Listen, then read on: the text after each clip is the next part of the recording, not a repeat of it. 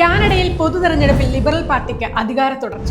Justin Trudeau സ്ഥാനമൊഴിഞ്ഞപ്പോൾ പ്രധാനമന്ത്രിയായ mark കാർണിയുടെ നേതൃത്വത്തിലാണ് ലിബറലുകൾക്ക് നാലാം ഊഴം. എല്ലാ അഭിപ്രായ സർവേകളെയും തകർത്തെറിഞ്ഞാണ് കാർണിയും സംഘവും ജയിച്ചു കയറിയത്. കുടിയേറ്റ വിരുദ്ധതയിൽ ഊന്നി പ്രചാരണം നയിച്ച കൺസർവേറ്റീവ് പാർട്ടിക്കേറ്റ ക്ഷീണം ആരും പ്രതീക്ഷിച്ചിരുന്നില്ല.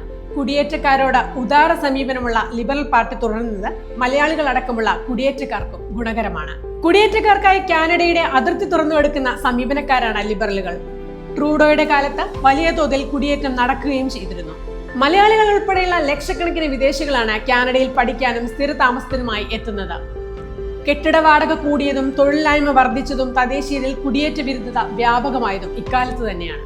ലിബറൽ സർക്കാർ തന്നെ കാനഡ ഭരിക്കുന്നതാണ് കുടിയേറ്റക്കാർക്ക് നല്ലത്. കുടിയേറ്റ വിഷയങ്ങളിൽ ട്രൂഡോയുടെ അയഞ്ഞ നിലപാടുകൾ കാർണിയിൽ നിന്ന് പ്രതീക്ഷിക്കേണ്ടതില്ലെങ്കിലും അത്ര തീവ്രമാകാനിടയില്ല. അതേസമയം യുഎസുമായുള്ള താരിഫ് യുദ്ധത്തിൽ പിന്നോട്ടില്ലെന്നാണ് ഫലമറിഞ്ഞ ശേഷം മാർക്ക് കാർണിയുടെ ആദ്യ പ്രതികരണം. കാനഡയിൽ ഖലിസ്ഥാൻവാദികൾക്ക് വലിയ സ്വാധീനമുള്ള ന്യൂ ഡെമോക്രാറ്റിക് പാർട്ടിക്കും തിരഞ്ഞെടുപ്പിൽ വലിയ തിരിച്ചടിയാണ് നേരിട്ടത്. ഇന്ത്യ കാനഡ ബന്ധം ദൃഢമാകാൻ ഈ ഫലം ഉപകരിച്ചേക്കും.